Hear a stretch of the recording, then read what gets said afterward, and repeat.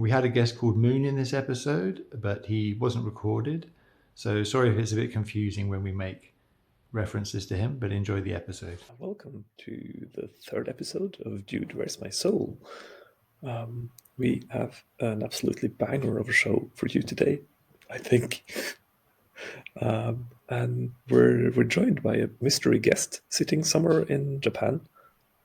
And there's like someone is recording a Japanese lesson in the background, so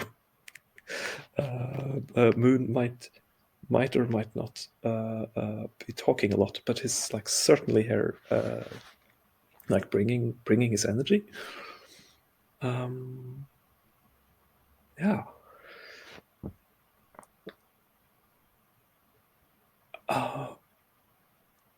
I think no, I'll reveal the title later. It's time for the opening segment of how is everyone's quality of consciousness today. Starting with Soulfish.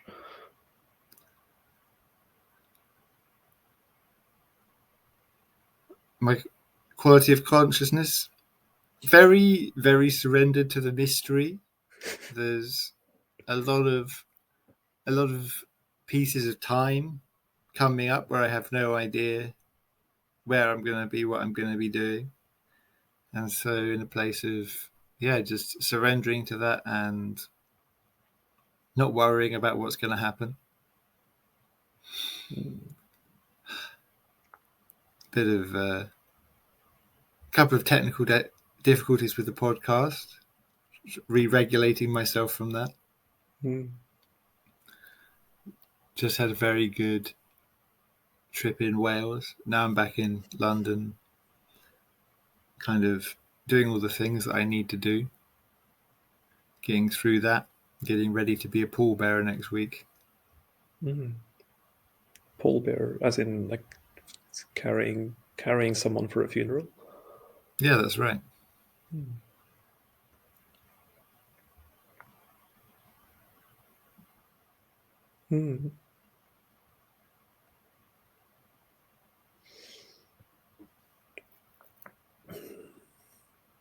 And you're in. I think you're with your parents now. Is this the room you grew up in somehow? No, I'm in Airbnb in London. Right. Yes.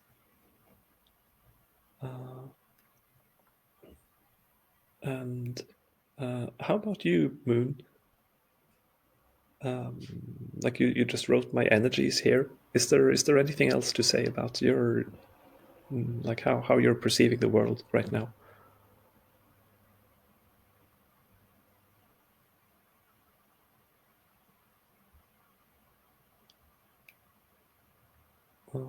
It's communicating through the chat. It just says flow. Flow is flowing. Yeah.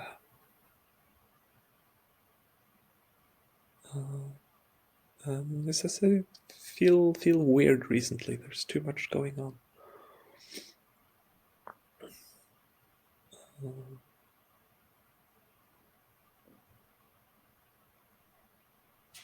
After he started meditation with James, he found himself. And what his values are and so on. I'm not sure the readers can see the chat, so I'm just reading what it says. Yeah. It's I mean, I don't know like anything at all about Moon, other than he's on the podcast and he's in Japan. But he like you seem to have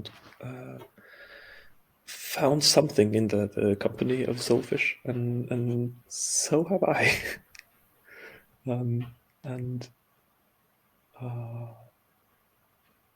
Yeah, it seems kind of fitting that the title of today's episode is the cult of culture. I thought when we're like different continents being joined, it's time to take the talk about culture and noticing the tiny word cult being in there.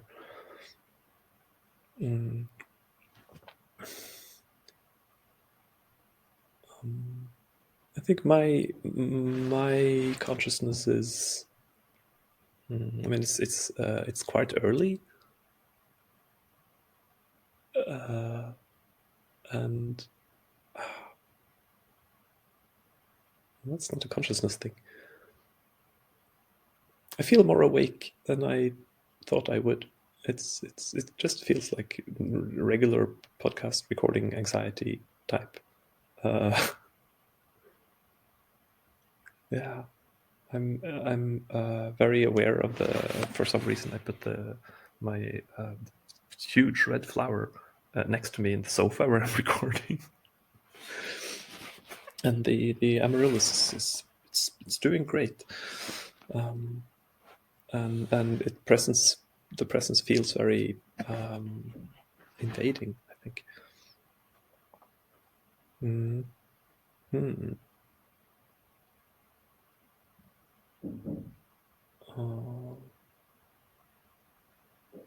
Yeah. Any news from the world? You there were some hints that like you didn't want to say too much before the podcast started. Oh, well, just in general, we try not to communicate outside of the podcast. Yeah, Just so we have a record of everything. Checking audio levels and stuff. But do you bring anything? Is there anything you were hoping to get into today? Well, wait a second. The first question was the news, and I've realised there's a certain way of talking. I have to talk on the podcast as if anyone I'm going to talk about might hear it. Mm-hmm. So, I'm very into Wheel of Consent, as you may know, and I tried to do I applied for the Wheel of Consent with Groups training, and I got rejected, as it were, from that because the facilitators on the Leica Pro training, they had some issue with me.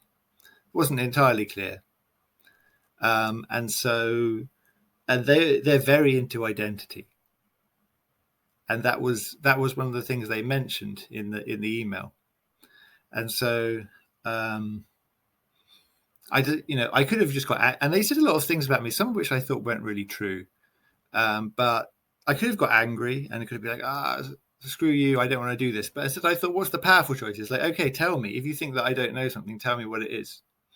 So in the end, I've ended up getting coaching from Betty Martin, who is the inventor or discoverer of Wheel of Consent. Oh.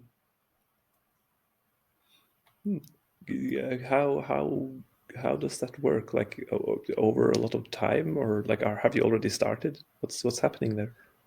I had a 10-minute introductory call with her, and she accepted me, agreed that she would be able to work with me, and I'm actually going to talk to her again tomorrow. And so those two facilitators that I met in the Wheel of Consent course, and Betty Martin herself, they seem to be involved with identity politics. They seem to be very interested in identity and in conceptualizing people's interactions in terms of identity. Especially like gender identity or racial identity, those types of identities. And as someone who is quite detached from identity, that's not necessarily a world I operate in, and that can be alarming for people who are in that world very deeply. But then she showed a book while having a call with her. She showed a book on the screen. She said, you should read this book. And I've read most of the book, and the book is a complete takedown of identity. It's called Lies That Bind.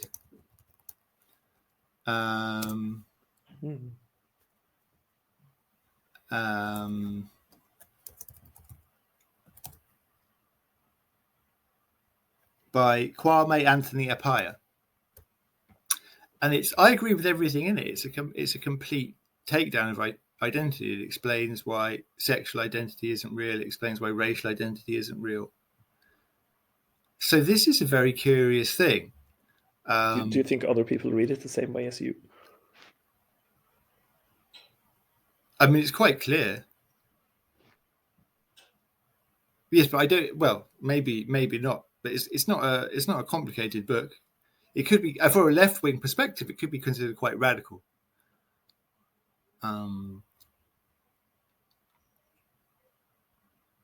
like it's actually quite a succinct explanation of, well, not my deep spiritual views on identity, but in terms of my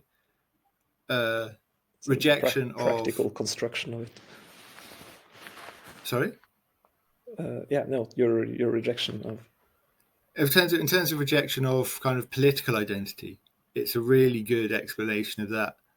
And I don't understand why she asked me to read this book, which seems to contradict her own views. But there we go. That's the mystery. So that would be an interesting thing to discuss with her at our next meeting. Yeah, and I like the whole like, can I apply for a training? No, why not? And it's like, have some coaching with our founder. And I'm wondering, like, who of you will be more changed by this meeting? Well, it could happen. It reminds me of vaguely, but it reminds me of this point where, like, the Jehovah's Witness came to my door and were like, "Do you have big questions about life and these things?" And I'm like, Yes, I do. I'm not really interested in converting to your religion, but sure, I have questions. And I invited, and the guy was really lovely, and I invited him in. I think he came here like 6 or 7 times, and we like talked about like jazz and the problem of evil and like what is a cult and what isn't. and like somewhere during our 4th or 5th meeting, he was kind of saying, like, we're like talking about the nature of evil. I think he was kind of saying, like, now I'm not asking as a Jehovah's Witness. I'm just curious, like, the way you think, is it like this and this? And I'm like, why do you have to stop being a Jehovah's Witness to ask this question? It's like he's like stepping outside of his role and just being curious as a human. And I feel like there was a kind of I felt like I had won at that point. I mean, when you come to someone's door trying to spread religion, and then the person you're visiting, like, not through hard arguments, but just through curiosity, sort of makes the other person curious. And I felt like I broke through a kind of shell of some kind. It's not a victory that, like, feels really good, because I also feel bad for him in a way. He's like trapped in something, and now I'm making him ask questions. But ultimately, that's also, like, I think that's. It's also not a bad thing. It's just like, I just made your life more difficult because you had the system with all of these easy answers, and I'm like making some cracks through sort of really, like, authentically trying to connect with you and understand where you come from. And I'm imagining you doing the same to Betty Martin. Well, hopefully. I'm not trying to win. I mean, I don't know her that well. I have a lot of respect for her work. She seems like a very powerful person. It is striking to me that she seems to be deeply into identity, but it's very, well, I'll find out. But yeah, hopefully we should both bring something.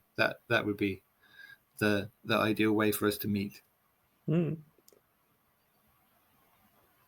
Yeah, I mean the like on the surface it's called coaching, but like what's actually going to happen in that container remains to be seen.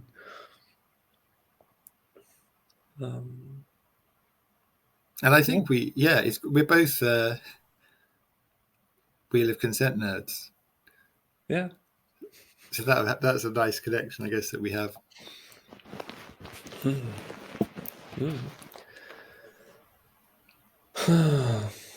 think this also serves as an sort of intro to today's sort of main topic.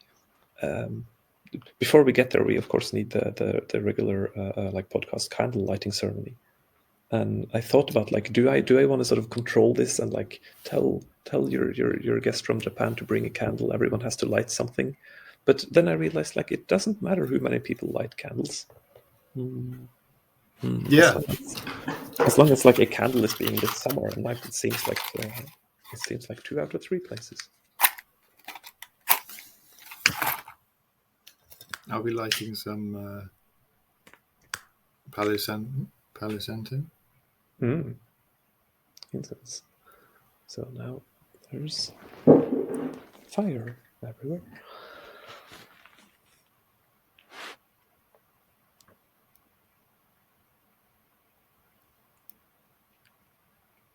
And there's some body language candle going on over in Japan.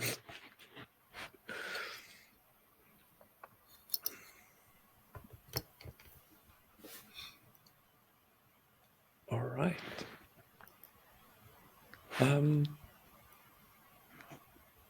I think I'll just start out really openly. Like how do you view culture in the like broadest sense among humans? How do I view culture? Well, the first question has to be, what is culture? Yeah, what is culture? I've heard culture described as how we do things around here. Oh, beautiful! We have a digital candle.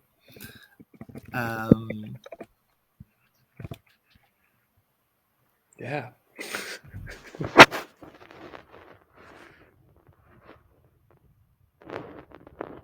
I have a strange relationship with culture. I'm very interested in culture. I like to experience culture, experience different cultures. But I don't tend to identify with the culture so strongly that I become it.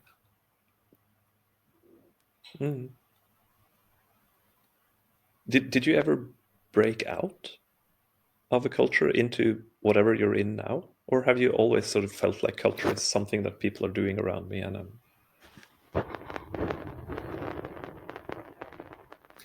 Well, to a certain extent, I always, for when I was young, up to maybe my early 20s, I did reject culture, a lot of culture, mainstream culture, quite strongly. And then I had a flip, and I tried to join in for a while. And then doing the spiritual work, I started to move back to my authentic self. But then also there has been aspects of culture which I absorbed kind of unconsciously.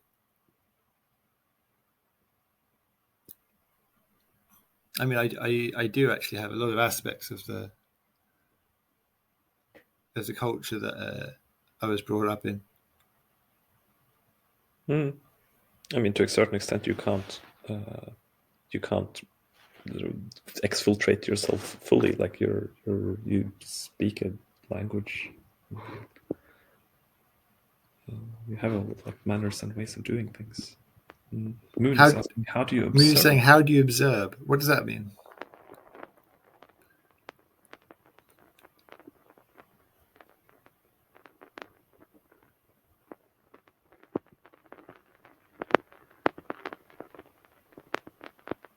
How do you observe culture? Oh, Did I say that? I mean, observing rather than participating.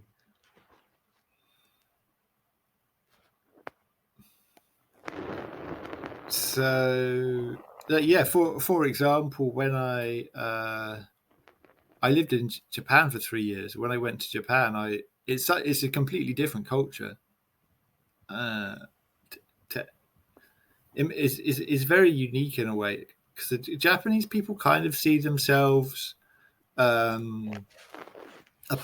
Like a lot of cultures kind of want to be American, but yeah, Japanese people just really love being Japanese, and they have very different ways of thinking and doing things. And some of that I've absorbed, but I just love it. I just love seeing the way that they think and doing the things that they do, and joining in with the way they do things.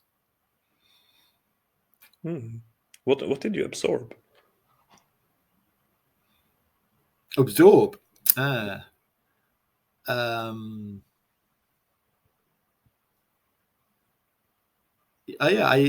I do have a few Japanese mannerisms. I'm talking to people like oh, and yeah, I like the way of eating. I like the very physical way of eating with the chopsticks and the slurping. Much more like tactile. Much more senses involved in eating. And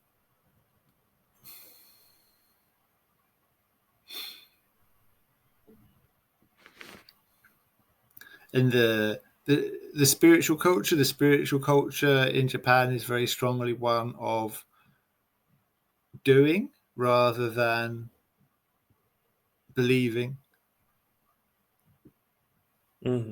Seems very natural to me now. Yeah, spiritual practice is something you do, and if you don't do it, it's not really there. I'm able to conceptualize the concept of the foreigner. The concept of person of color is very difficult for me to understand, because a person of color includes like a Japanese accountant and a homeless black drug addict in Detroit, and there's no way for me in which those can be placed in the common category. And I think for Japanese people it would be the same. But I can understand what a foreigner is. I can understand that there's something about all the people in the world who aren't Japanese that unites them in being kind of barbarous, kind of slightly less civilized than the Japanese. But then people outside of Japan probably can't understand the concept of the foreigner. I was like ahead of today's call, I was also thinking about the concept of weirdness. I mean, there is a culture. There's like how we do things around here, and then there is being weird. And I mean, from a Western perspective, like a lot of Japanese culture is quite weird. It feels like one of the sort of weirder, more alien cultures out there. But I'm kind of wondering about how universal that is. Like, would like someone from like rural Nigeria or someone like an uncontacted tribe in the like Amazon jungle, like is all culture equally weird and I'm just like in my bubble, or are some sort of yeah, I'm not even sure I'm interested in this question, but there's something about sort of weirdness. Like a lot of teenagers also go through this phase of like I'm so weird, and you see it in their sort of email addresses or nicknames or whatever. Like the weirdness is quite a like core part of the identity as a teenager. It's like a crazy girl, or like these handles that people use, and and it's worn with a like a combination of sort of pride and shame. Yeah, general question about weirdness and culture and individuals feeling sort of leaning into the sort of uniqueness versus blending in. So, I mean, Japan is weird in a different way that a teenager is weird. So you perceive Japan as weird because it's just very different. A lot of the foundational cultural expectations are very different from yours. And when you look at maybe another Scandinavian country or another European country, there's more similarities. And an uncontacted tribe in the Amazon rainforest would find a lot of your culture very weird. But I find a lot of my culture very weird. Well, there you go. Yeah, there isn't an element of judgment in finding things weird. I don't generally consider things weird. A lot of people say that I'm weird. Things that other people would perceive as weird, I generally think of as like interesting, creative, refreshing, different. However, there's also a way of being weird where people take on weirdness as an identity. So these weird teenagers are actually deliberately pushing back against the culture that they're in. They're deliberately marking themselves out from the culture that they're in. They don't just have their own self-consistent culture, which happens to be different. They're actually deliberately creating a kind of rebellious culture. And that's sometimes what people think that I do. I get these lectures sometimes on how to dress, and people tell me, "Oh, well, you dress in a way in order to make yourself different, in order to push other people away." But I just dress to make myself comfortable, and that just happens to be not the norm. But I'm not doing it deliberately to be weird and crazy. But some people do in an attempt to project a certain archetype. I mean, in this vein, I also had a listener ask, like, can you normie? Can you sort of socially interact normally if you wanted to? And I'm a bit puzzled by this question because, like, at this point, you seem normal to me. Me? Can I socially interact normally? Yeah. It feels a little bit insulting to ask, but there is a very low bar. The bar is somewhere in this podcast. What a thing to say. Well, I had a lot of severe anxiety for a lot of my life, and which means I didn't quite get socialized normally. It was a lot slower, my social development. But then as I've started recently to break away from a lot of personal identity, and I've started to cultivate a lot of things like just dropping normal social cues. So like if someone I don't know is like, "Hey, hello," and smiling at me, like, do I have to say hello back? Do I have to smile? When I'm listening to someone, I do like to listen, and I used to be like, but do I need to do that? Can I just listen in silence? The person doesn't necessarily know if I'm listening or not. Well, they can ask me if they want to. And then I developed this notion of peace-based piracy. Peace-based piracy. Peace-based. So if you imagine the domain of personality, which I guess that's what is meant by normal social interaction. We call it personality space or peace space. And then if you go into authentic soul, you're in S space. If you're a lot in soul, you only have a small projection into peace space, which means that people who are very deeply in peace space, they can't really see you. They can only see like a very small glimpse of you. And it's very confusing to them. They don't really know what you are. But then what if I deliberately descend into peace space? What if I suddenly bring myself in for a daring raid? Be like, "Hi, My name is James. I'm from England. Where are you from? Just like wear like a suit and tie. Just tell. I don't know what people do. maybe I can't do it. Talk about my hobbies or something. Just and then feign an interest in where they're from and say like, "Oh, my uncle used to live 100 miles from there." I don't think people would notice. I think people would just they would just start running their p-space patterns. I think they would welcome me as a normal person. Then I disappear again into soul space, just staring into their soul. Yeah. I mean, that was like some of my first memories of you. Like not really knowing anything about you. It's like here are a lot of people in a retreat of some kind, and most seem to be interacting normally, and then there's this guy just sitting for minutes, sort of with his eyes very fixed on some kind of interaction.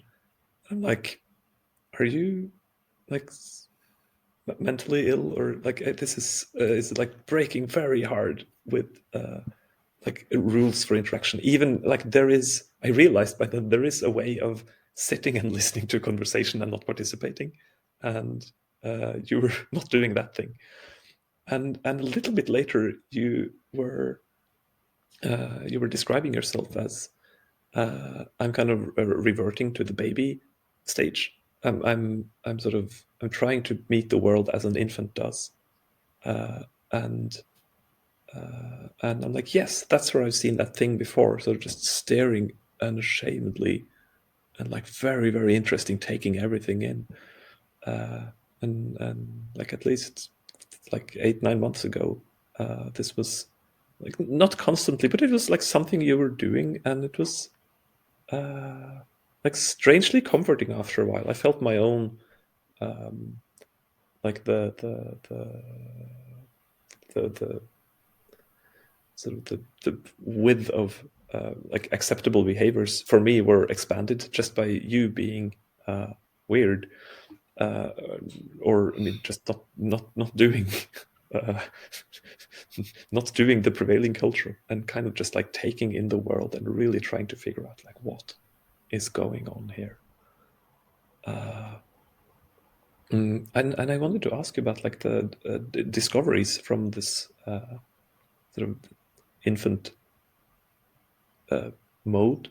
What do you find? What do you see when you kind of just like tune out everything else?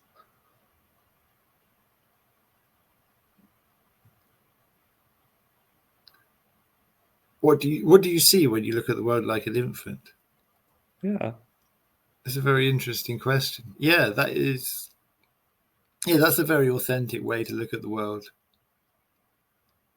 Yeah, it's a bit difficult to ask me what insights did I have 9 months ago. I can't really remember.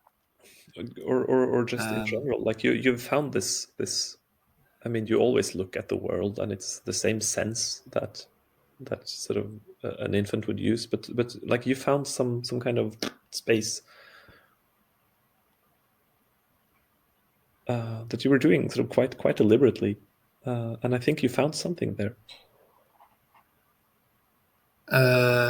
Yeah, so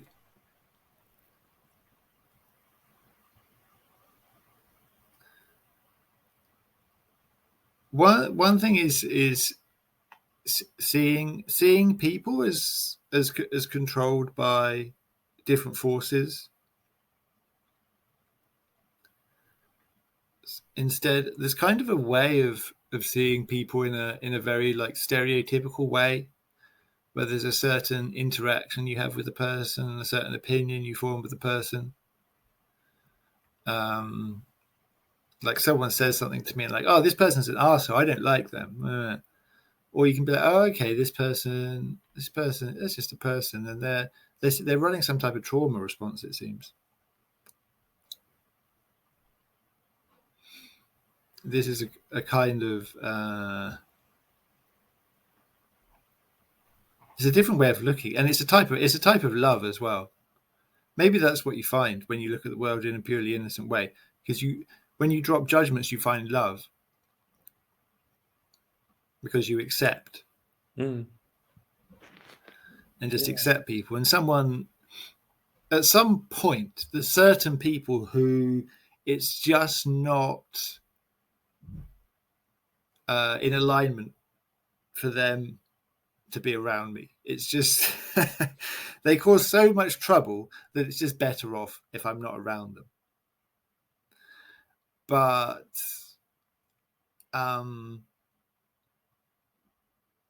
yeah, I don't have to get mad or judgmental at the way people act, because they're a lot of the time people are just running their patterns. So if someone does something that lets me down or disappoints me, I can bear that in mind as information about that person's capacity to handle various things, but I don't have to make it into a judgment and make up like an emotional charge against the person. Mm-hmm. Mm-hmm. There's also a question from Moon, like, is there something here about like the beta or alpha or gamma like mode of the brain?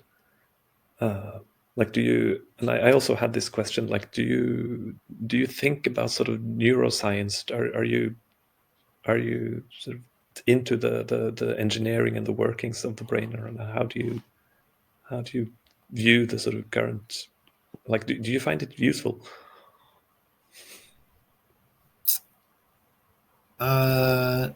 I think the answer is no. I think there's an idea that has been growing in the last few hundred years and became very popular around the end of the 20th century, that rationality, that science was so powerful that it could explain and do anything. And science created a lot of wonderful technologies. And that really impressed people. And they thought, well, we'll just build a society. We'll just live our lives based on pure reason, they call it. We'll just build a society based on pure reason, which sounded wonderful. I mean, it was an idea even in the 19th century. It was very influential on Marxist ideas, which didn't go well at all. And then at the end of the 20th century, you had the kind of Richard Dawkins types. But the fact is that human consciousness, human life, how we live our lives, how we should live our lives, what we are so difficult to understand scientifically, so beyond human logical and reasonable understanding, that it doesn't really help that much. And you have to, in order to operate with these things, you have to use these incredibly abstract, unbelievably abstract, almost inconceivably abstract constructs. And that's what we call spirituality.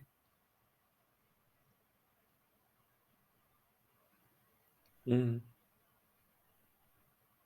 Mm. Yeah. It's like science moves into the meaning, the construction. No, not meaning, but like how does this thing function at the engineering level?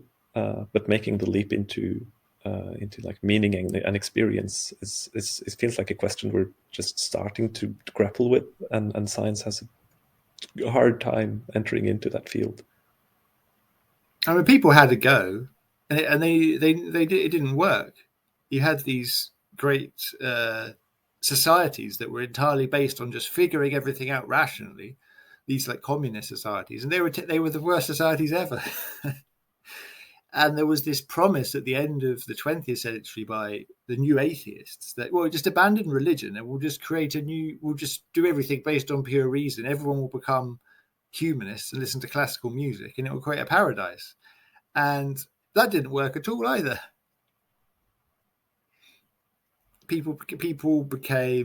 Society became fractured between different groups fighting each other. Individual people were just engaging in unhealthy compulsive behaviors.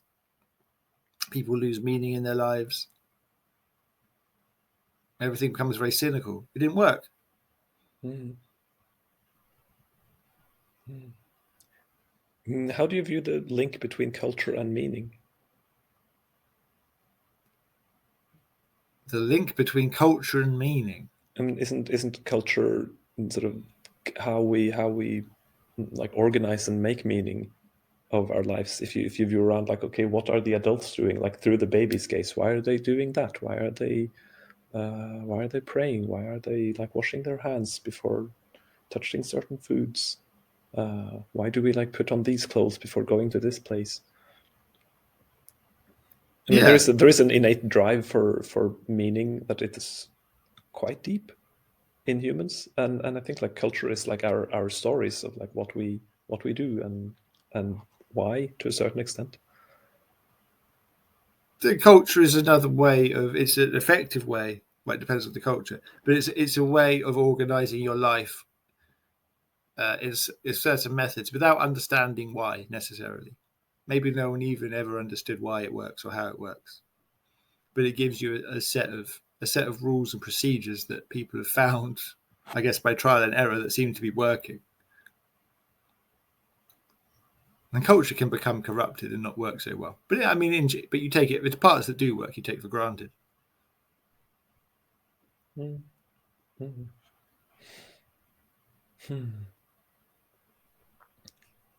I had the sense like 10 minutes ago when you were talking about sort of like coming out from the like soul space, from S space into P space, like doing your human impression. I got the feeling that you kind of look down a little bit on sort of regular people and the patterns that they, I mean, what you perceive to be sort of people are stuck in their patterns, doing a trauma response, where other people would call that just having a personality and being normal and well adjusted.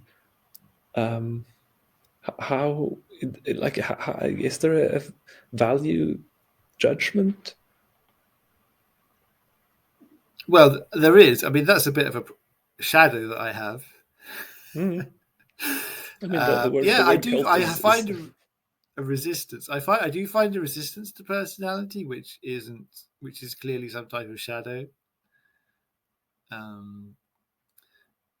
But looking at people beyond the personality is a much more loving way of looking at people. Looking at people as a soul, you know, who maybe gets a bit confused sometimes due to the things that happened to them in the past, is a lot more loving than making judgments about people. That you like or dislike this person based on what type of person they are.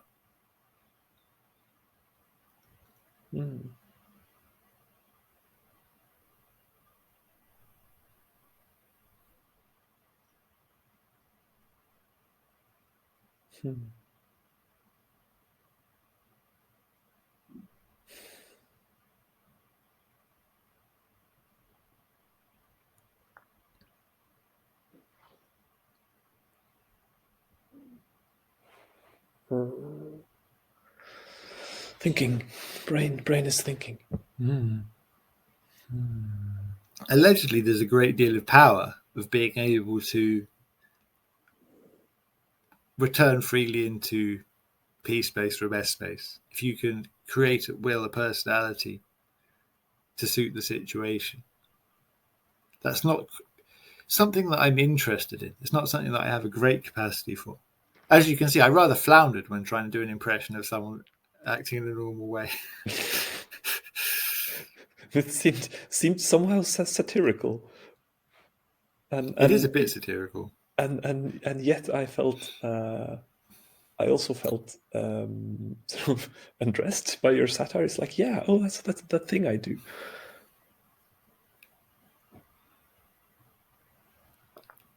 It's like I was thinking, you know, if I meet some people who are very into identity, and they what's your gender identity? What are your pronouns? I could tell them, well, you know, I don't really see the world in terms of gender identity. That's just going to upset them. I could say, well, I'm non-binary. My pronouns are they. I could say, and then that's something that they can that kind of works for them to understand. That kind of gives them in their own worldview, a framework that they can conceptualize me. I did get a question about how to refer politely to you in terms of gender identity. It's like with a name like Soulfish. How do I, is that? And my assumption is you're a he. Well, the deep answer to that is that I don't believe in gender. It's just a label, and I consider the use of pronouns to be within your domain. You can use the English language however feels comfortable and right to you. I don't. And what people are saying when they say my pronouns are this is that they want to be affirmed in a certain gender identity. And so I'm uninterested in gender identity, so I don't need to be affirmed in anything. And I also put your use of the English language down to you. I don't consider it to be my right to tell you how to speak.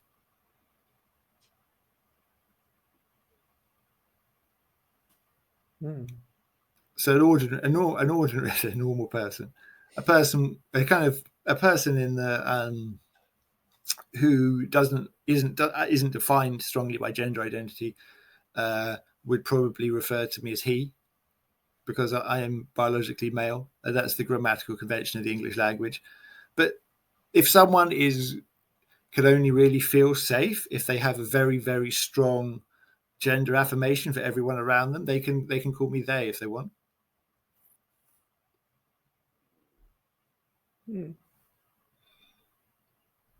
Because people don't like the ball being thrown back in their court often.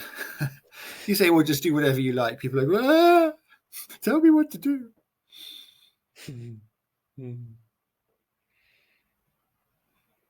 Yeah.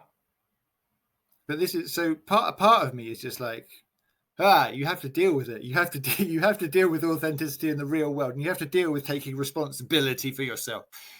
But then another part of me is, well, why do we have to challenge people so much? You could just make it easy for them. They're just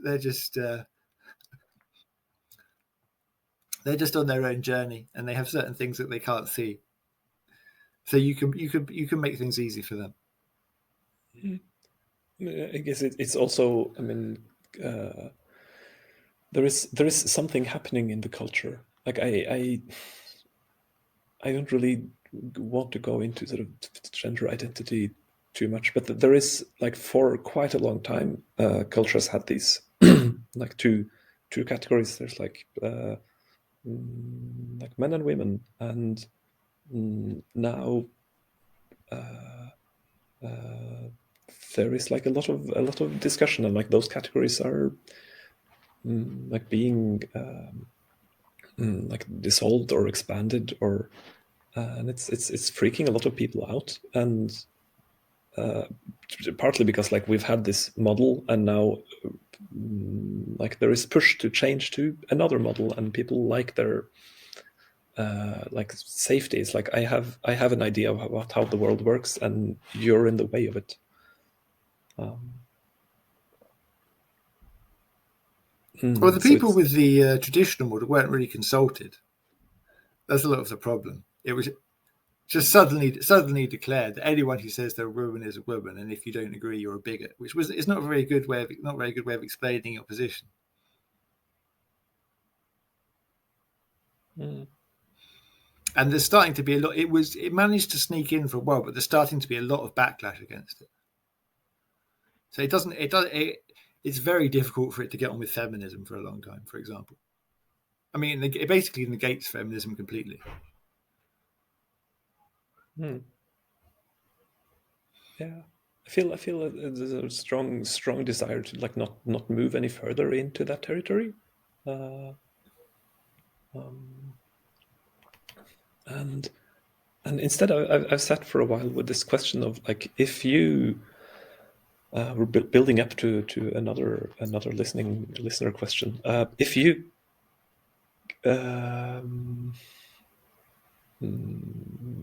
I mean, we're joined today by someone who says, like, after they started interacting with you, they found themselves, they found their values, and so on. So, like your claims of not being a cult leader are. I'm not sure you ever claimed to not be a cult I leader. never claimed not to be a cult leader. I'd love to be a cult leader. But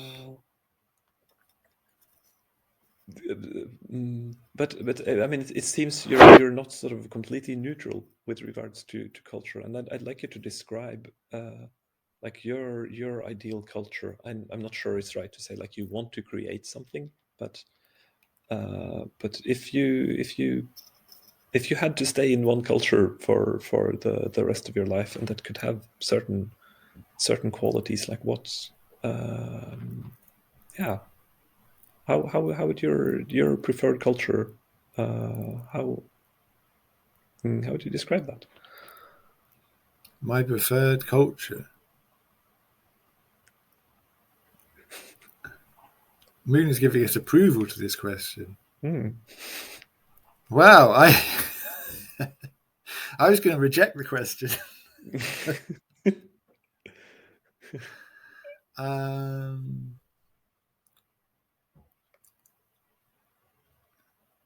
know I don't. I don't really get it. I don't want to create a culture.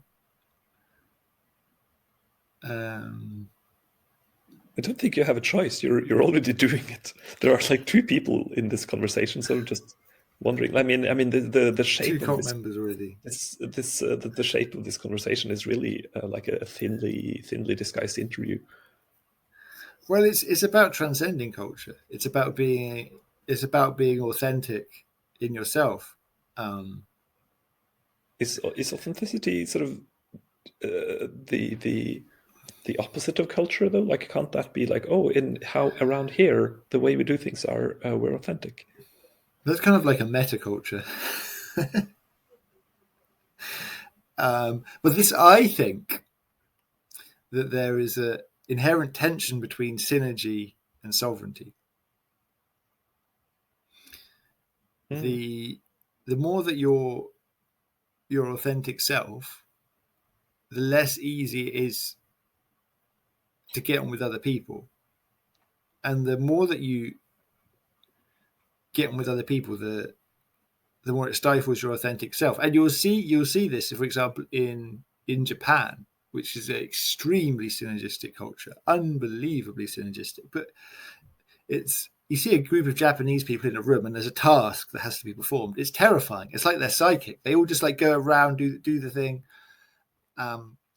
But then Japanese people feel that their personal sovereignty and personal authenticity is stifled by that culture, which I think is not so bad as some people think, or even as some Japanese people think. But that's in contrast to when you have a very individualistic group of people, they're going to have less synergy. But this is more of a question. It may not be true that they're in tension. They seem to be in tension. There's certainly an overlap with the metamorphosis work. Rex Rafik, who teaches the metamorphosis, he's very into synergy. And I'm always wondering, like, how, if you get so into synergy, doesn't it stifle the sovereignty? It seems to be quite about authenticity as well. And sort of finding a more healthy balance between the two. Like, how can you be fully yourself and still be in a community and trying to build this kind of culture? Is that possible? Yeah, well, that's the idea. Is it possible? Mm. It's balance. Even when you say there's a balance, it does imply that there is a real tension there. Or is there some special, magical, transcended way that you can be both fully sovereign and fully in synergy? I mean, there is. I forget which philosopher, but someone also said like the fundamental tension in life is between sort of freedom and belonging, like to a family, to a couple, to a group, to a nation. Like there is a certain push to sort of like stop being yourself, start being one of us. And I mean, it sounds to me like the same thing that you describe as like sovereignty and synergy. Yeah, but there is one solution that I have, which is ultra tolerance. So the common synergy, the question of, can I release my emotions at 2 a.m. and scream and bang things for the good of my system? The common answer to that is, well, that's not very synergistic. You could keep it down. But there's also a tolerance answer, which is that, yes, and if someone else does that, you just let them do it, and you just accept that. That seems to me to perhaps be a more powerful modality for a group of people to be in synergy, is that instead of constantly worrying about how their behavior affects other people, everyone just gives a lot of leeway and basically puts up with the other people. But this is not the mainstream view. No, and at some point, like, people have to sleep, they have to eat. Like, we're moving into sort of anarchy territory. At some point, a lot of like let everyone do whatever. Right, but you imagine that people aren't just doing like whatever. But I hope these people who are doing this are not super stuck in patterns. So they're not just like smashing up the place for no reason. But if they have a good reason, this is interesting. If they have a good reason to do something, then they do it, and other people understand if they're doing it. It's not like, I mean, you can't emotional release for like 8 hours a night. You're gonna disturb some people for a few minutes. They're gonna wake up. They're gonna go, well, that's what he needed. They're gonna go back to sleep. But yeah, so the kind of the vision that you have of total anarchy, of like rampant crime and destruction. The difference is that when the people in the community are basically conscious, so they're not going to do something without a good reason, and then other people are going to just accept that they have a good reason to do it. Trust them.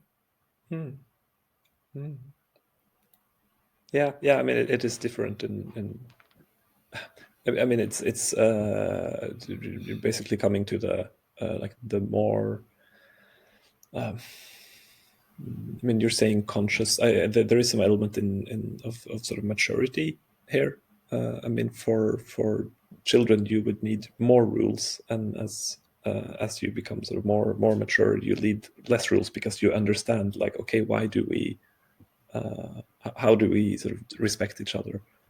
And you're describing like the like most mature culture possible, I think, or at least a culture with sort of more individual maturity, like this people who are conscious.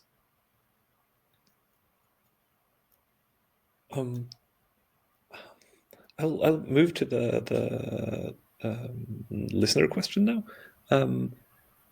Like, one listener is asking, like, in the spiritual scene, there's a lot of talk about creating your own life reality, and you're responsible for your own experience. And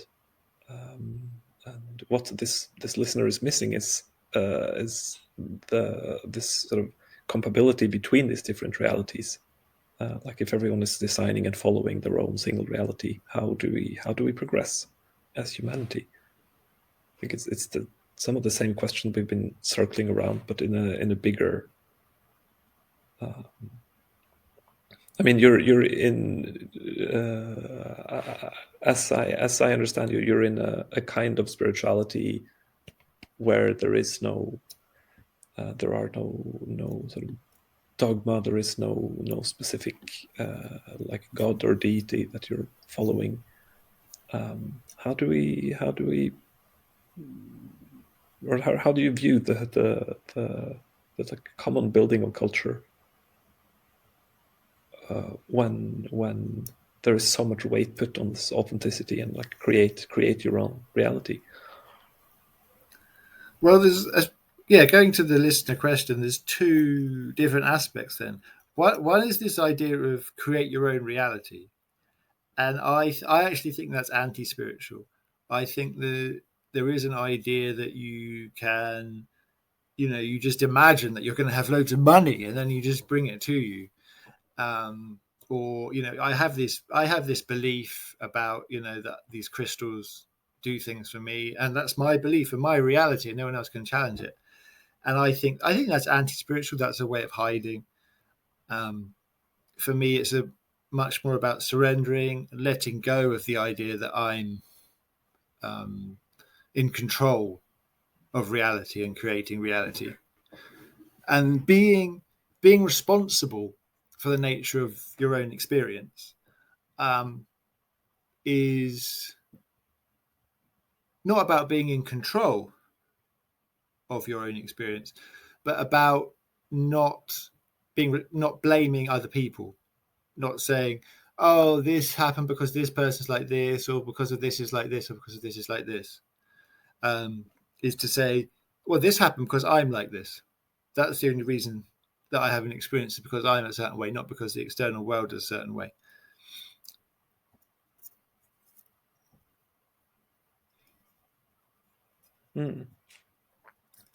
Yeah, so you're kind of dividing these things up. And your question was, how, when everyone's creating their own reality, how do you? What was your question again? I think I was just trying to ask the listener question again. Are you just trying to ask the listener question? The end of it is like how do we progress as humanity when everyone's sort of trying to find themselves? There's very little sort of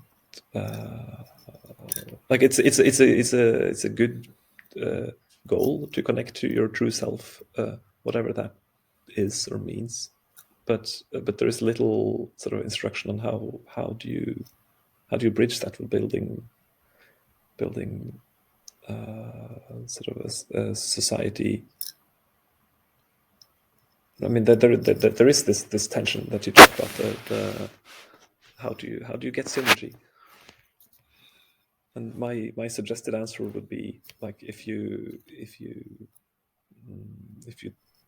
sort of look really deeply within, you find that we're like fundamentally quite similar, and most people kind of want the same things. But in different ways. Or fundamentally, no one wants anything. They just think they do. Explain. It's an interesting question. If you go down these very radical spiritual paths, how do you create synergy? There's one thing which is this surrender. When you go into the deeper and deeper surrender, you become love. You realize that you were never anything more than love. But part of this surrender is you can't really be trying to plan how it's going to all figure itself out. So there has to be a different trust there.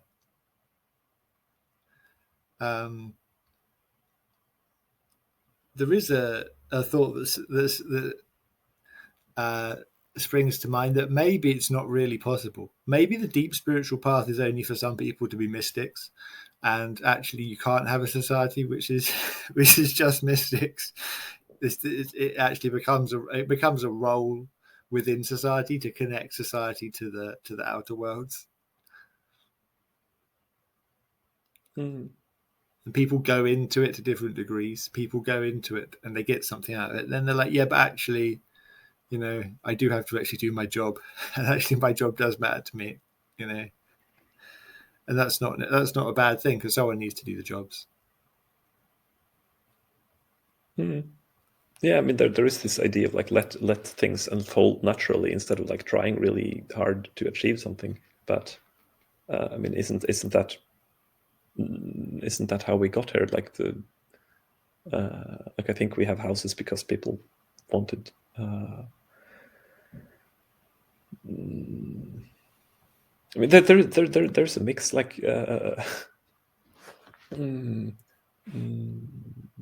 like that's the story, that since I gave up wanting things, I've done and achieved many more things in a much shorter period of time than I did when I thought I wanted things. It's very restrictive to think that you want something, because then all of you're kind of missing opportunities, because then all of your energies are just focused towards this one thing that may be more or less difficult than you think. It may be more or less beneficial than you think. But if you're very open, and it's scary because you feel like you're going to die, but if you're just open, all of these opportunities just arise, and you can just take them and go with them dynamically. But you don't really know what's going to happen. And that's been a journey for me. When I first became a nomad, I thought, well, maybe I'm just gonna sit in my friend's house for a year playing video games or something. But actually, I did so much stuff, and I'm still doing so much stuff, and it just happens. But the big story is that you have to know what you want, but then you have to go and you have to get it, make it real, and then the ultimate manifestation of that is this idea that I can create my own reality just by wanting something enough. It's actually the opposite. And I'm a lot happier now. The things that I brought into my life are a lot better than when I was trying to get the things that I wanted. Do you think? I mean, it strikes me as a sort of conventionally controversial opinion to say, like, no one really wants anything. Do you think that's true for everyone? Yeah, but what I mean is, want is like an illusion. Deep down, their soul doesn't want anything. When I say want, I mean to have a kind of a fantasy or an image in my mind, and then try and turn the world into that image. There's people who have also kind of drives and callings, but I think the idea that I am this person and I want this, I think that's an illusion.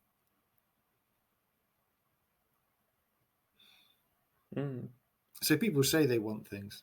One thing I've noticed is that people want something, and then they get it, but they don't like it, and then they say, "Oh, I thought I wanted this."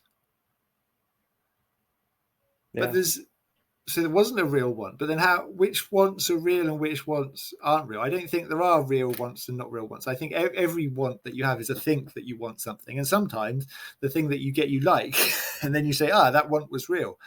But sometimes you don't like it. You say that wasn't a real want. But then it's decided post hoc whether or not the want is real. But I don't think any of the wants are real. And the funny thing is that not worrying about wanting things and just not going into wanting things actually seems to be a lovely way to live life. And also highly recommended by ancient spiritual teachers. It's really the premise of Taoism, Buddhism, etc. Well, everything in Christianity. I came across this quote recently, saying, like, you never truly need what you want, and realizing this is the path to sort of true liberation or something like that. It's basically the same idea, and I was grappling with that for a couple of weeks. And like, yeah, but I want food. Like, I feel hungry. I truly need that. It's like you can go without eating. It's fully possible. Like, you might die, so you might like want to eat if you want to survive. But then again, so it becomes like weird around the edges. Well, but it also feels connected to this. Like, people around me are constantly saying, "Oh, I have to sort of go to work. I have to do this. I have to do that." And like, you don't have to anything. You're free to not go to work tomorrow. Then you just have to take the consequences of that.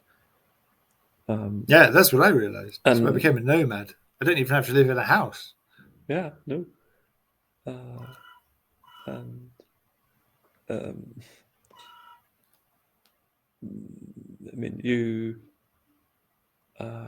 it feels much more powerful to say, like, okay, it's early, I feel tired, but I want to go to work, or I want to like take care of my children or whatever.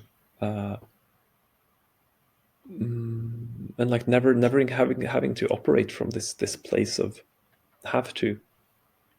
They have to. Yeah. It feels profoundly liberating. I wasn't considering that. What's that, like a duty? Yeah. It's similar to a want, isn't it?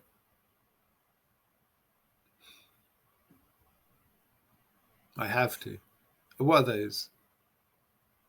I guess I don't know. It's like a want. But again, I think it's illusory.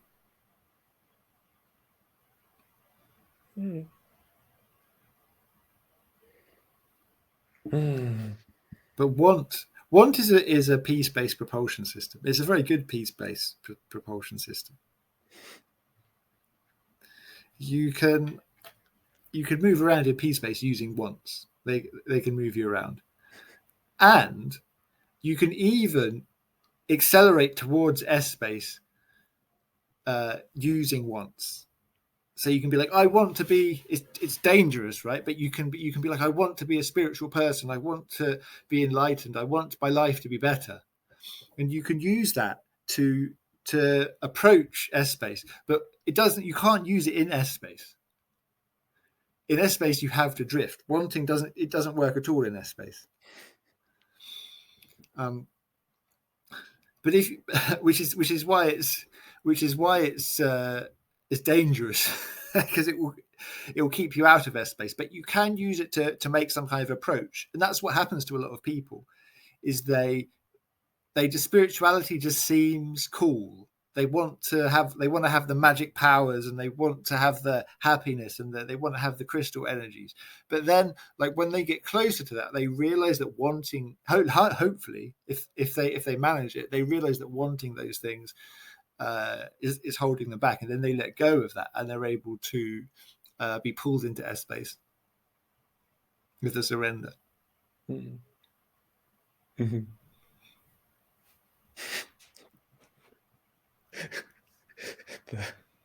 The thing appearing for me now is like, do you have any like you're describing peace space as a place you can go, you can sort of project into it from your base in S space. Do you have any recommendations for like places to go in peace space? Yeah, well, I'd recommend realizing that you can go to the whole of peace space, that you're not just. I mean, this is the whole point, right? Is to a lot of people are stuck in one place in peace space, but you can you can interact with people. Yeah, playing one character, you can interact with people in different ways.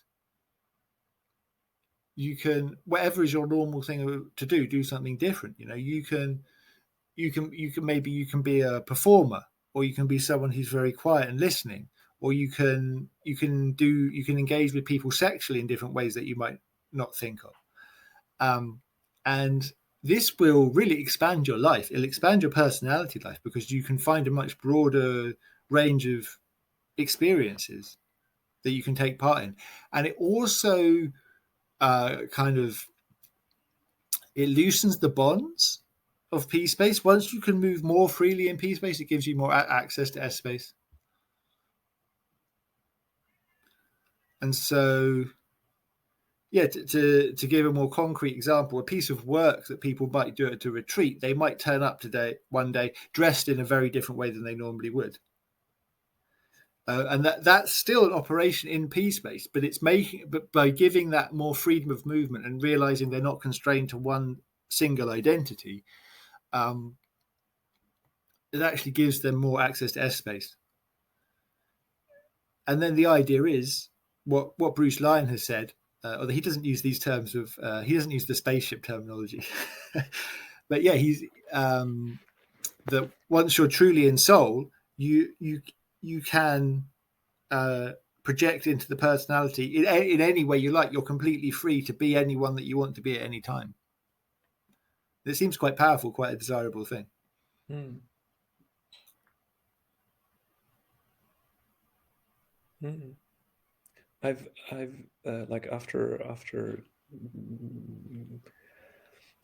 I've tried figuring out what the like term shamanism means, and I'm sort of having some resistance to sort of using this term in public, because it's like it has a lot of baggage, or it's quite triggering for many people. But I've tried to understand, like, just what do people mean when they refer to it. I mean, there are some ancient practices and so on, but like once you meet someone today who's like, yeah, I'm also a shaman, or shaman, I guess.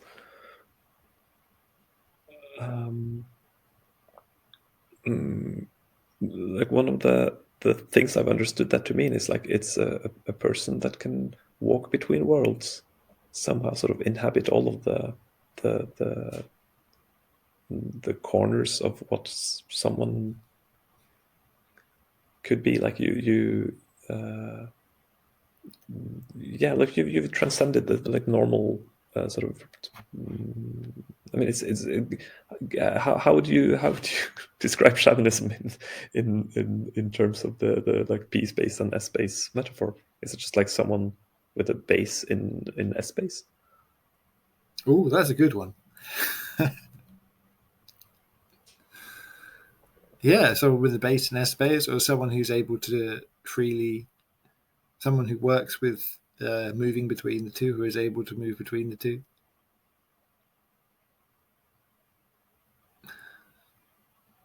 Mm. That's what Juan said to me, that he thought shamanism was operating in the energetic realm in order to have outcomes in the physical realm, which does sound very much like having a base in space. Mm.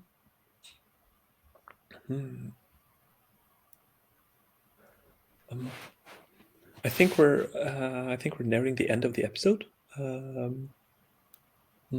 But I do want to I want to address one last thing that was pointed out by a viewer of the podcast. They sensed that I was not really truthful about my intentions for doing this, and I felt like they had a point.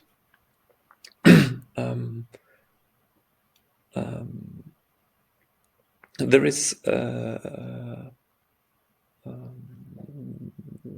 like their perception was that I'm sort of evaluating you quite heavily, and one way of saying this, and I mean, this is also my experience, is like I met you some time ago, and I'm like, there is either like a lot of wisdom, or this guy has completely lost it. And I find it like you're so sort of charming in your way, that I have like difficulty sort of distinguishing between the two, and also like being wise and having lost your marbles is not they're not mutually exclusive. And I think I've described in other places, like one of the reasons for doing this is kind of finding out what you're about, and having some platform to sort of talk to other people. Like I feel like there is a danger of being sort of too enmeshed in a bubble, and hearing what you say and then just dismissing the rest of society. And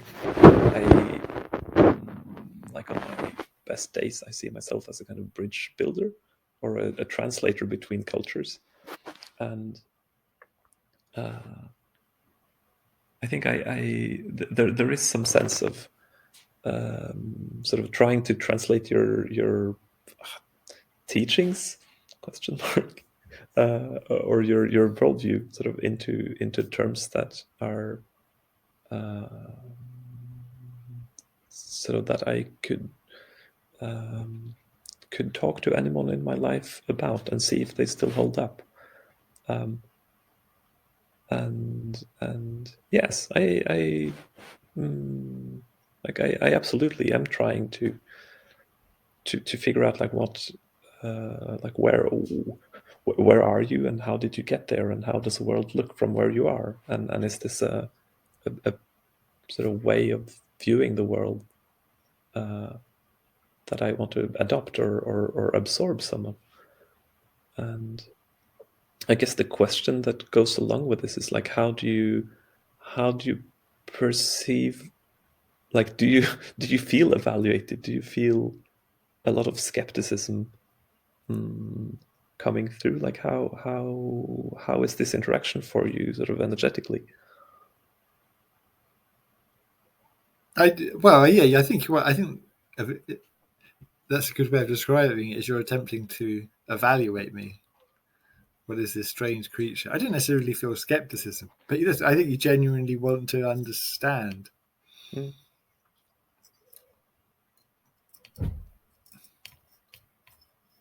I don't know if I'm some great spiritual guru. There's something there. Maybe one day I could be. I feel very much on the journey. I'm still deepening and changing my view of the world constantly. But there's definitely something there. Mm. Mm. But in the terms of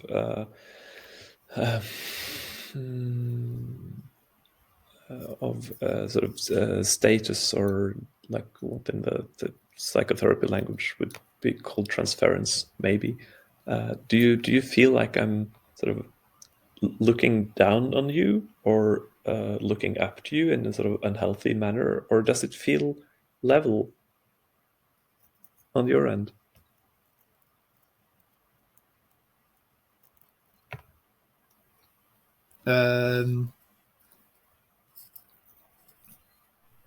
It feels level. I think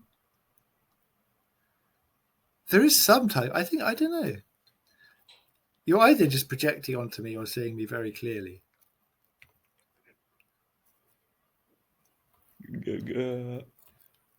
I'm not sure what either of those mean in this context. Well, you say a lot. You say a lot of things about. You say some very kind things about me. But they seem deep. What you say. And sometimes I'm not sure if maybe that you're projecting that I'm overly spiritual, or is that you're just seeing me at a deeper spiritual level than even that I'm aware of. I think I'm fundamentally confused about what spirituality means and is, and yeah, trying to like get this idea. I mean, I grew up in a religious home, so I have this.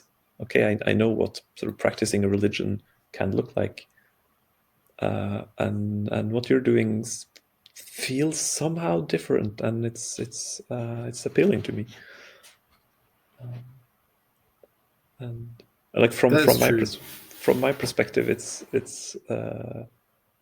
it feels like level, or it feels like I'm looking sort of slightly up to you in an unhealthy manner, and I think sometimes when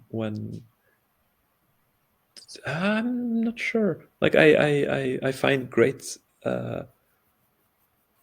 I find entertainment in a way, or there is some. And this is just like an ego thing. When I out in the world, like say, oh, I'm like, I've like started a podcast with this this guy called Soulfish. Like sometimes it's called James, or sometimes it's like Soulfish is this like archetypical creature that he communicates with. Like I know that sounds really weird and foreign to people, and I sort of enjoy I like really enjoy this sense of like interacting with someone really strange. And there's like some pride in this. Like I have access to, or I don't know. I'm also figuring this out, but it doesn't feel sort of fundamentally unhealthy, and based on the response from the world. I mean, I had one guy said yesterday, like he started watching the first episode, and then it's like I need to like go take a long shower and think about my life. So we're like, which might be a polite way just of from saying one it of our was, casual chats. this might be his polite way of saying like I found it boring, but it that wasn't the energy. It's like, no, there is. He was quite convinced that you're more on the like there is. Like if you're really like seeing some things clearly and like capturing some essence and transmitting it in an accessible way. It is, yeah. Transmission is very interesting. Yeah. I think I'm we not. should move into that word in a different episode. Maybe Okay. maybe it's a separate episode. Okay. I think this is where we're closing off. I wanna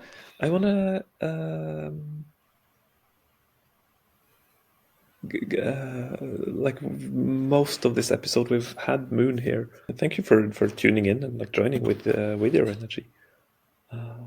And yeah, I think with that we'll like conclude today's episode.